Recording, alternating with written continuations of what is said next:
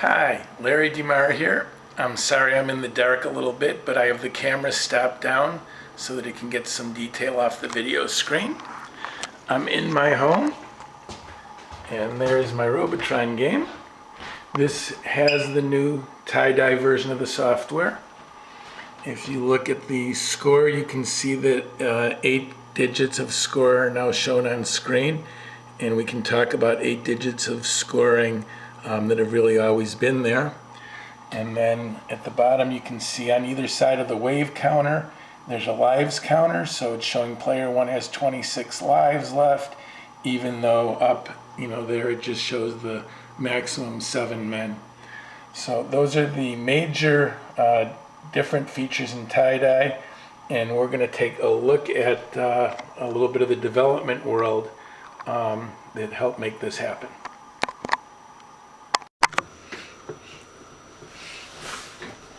When I came up with the idea of making some changes to Robotron, primarily to help the marathon players, I had to figure out a methodology for modifying the code, testing the code, loading the code.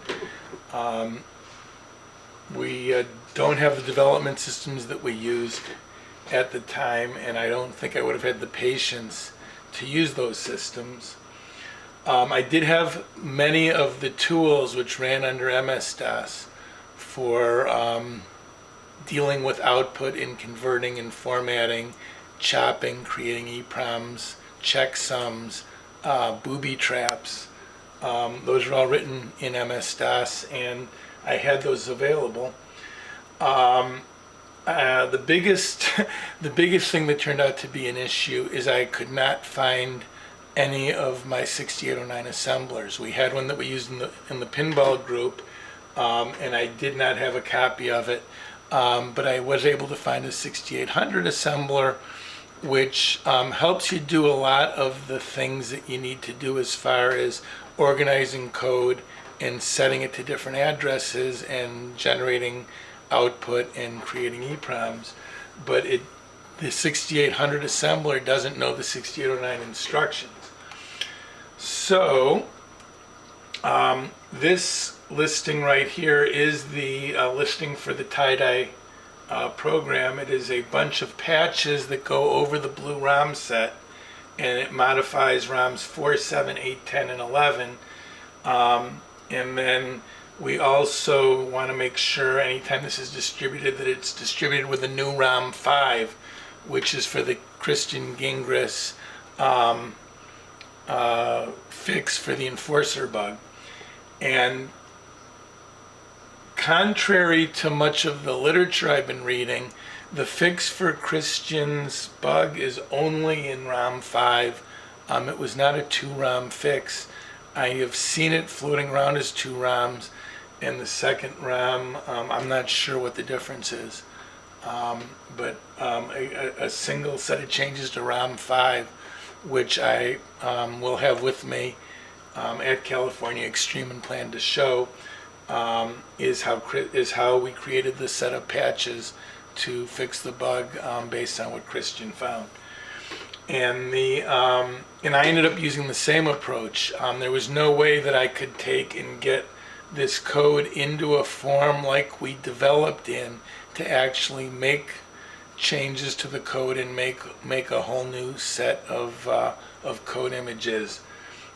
So everything is the blue ROM code where it sits, with strategic patches, just like Christian did, to put new code either over old code or to put in instructions to intercept the old code, move the execution to a open area in memory, of which there are very few and they are very full right now, and then move control back into the EPROM, exactly what Christian did.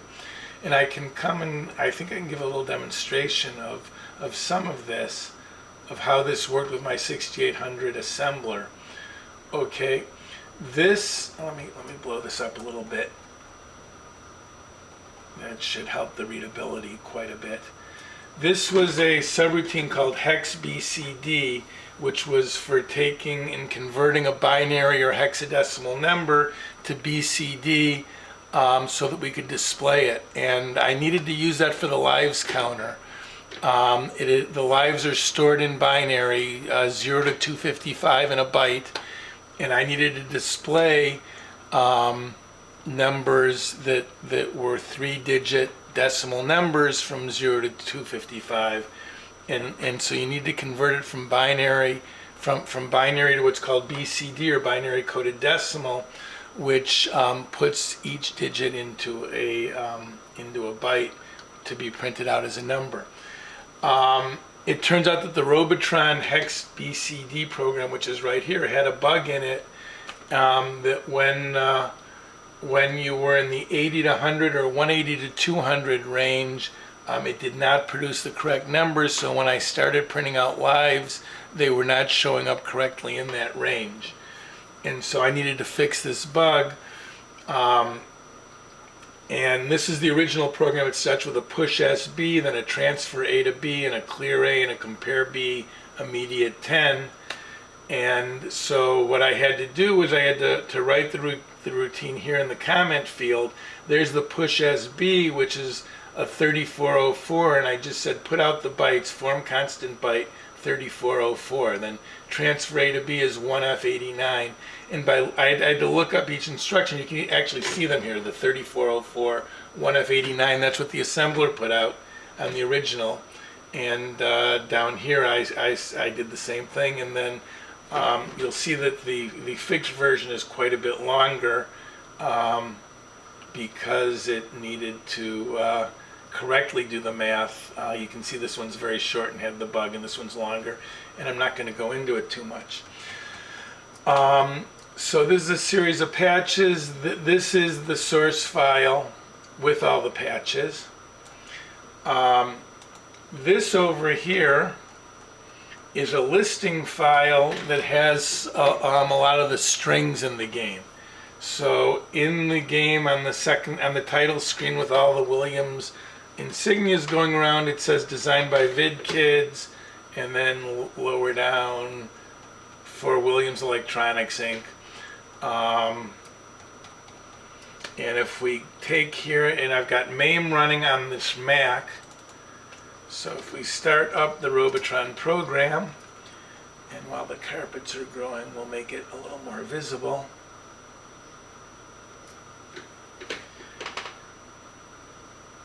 Okay, this is the tie-dye program running under MAME. There's some new high scores for 3, 4, and 5. I put in some different initials, which we can talk about later. And you'll see when the logo screen comes up, right here it says designed by VidKids for Williams Electronics Inc. Okay, so we're going to turn that one off and kind of show you how I created, using lots of little pieces, a development loop here that allowed me to really quickly and efficiently make changes to the program. If we look here where we found that designed by VidKids, it's 6D7B is the address in memory where that occurs. So I'm going to tell the assembler here, I'm going to say org $6, was it 6D7B, 6D7B, and then I'm going to say form constant characters, and I'll put my CAX demonstration, and that's all I need to do. I'm going to write this file out, and then I'm going to go to my tools here, where we've got the assembler. There's a 6800 assembler running on lives.txt. That's the name of the file where all the patches are, and it assembled it with no errors in it. It's instant on a 2016 machine. This might have taken 3 or 4 minutes on floppy disks on our original development equipment. Then I'll run the linker. The linker turned the lives.obj into lives.mot, which is Motorola S records. I've got an S record converter. It's going to read a whole script. And what it is doing is it's creating those 5 chips that changed. Here's the 7000 chip, the D1000 chip, the E1000 chip. And to make each chip, it loads in all of the original chips from the 5 chips that I'm changing. 4, 7, 8, 10, 11. Those are the blue ROMs. And then it just overwrites the locations with the file I just made, lives.mot. Okay, and then it creates a 4K. It takes and chops out 4K of that for the E chip. It did that for the D chip, the 7 chip. If we scroll up, I'm sure we'll see the 4 chip. There's the 6 chip, and somewhere's the 4 chip. It's in there somewhere.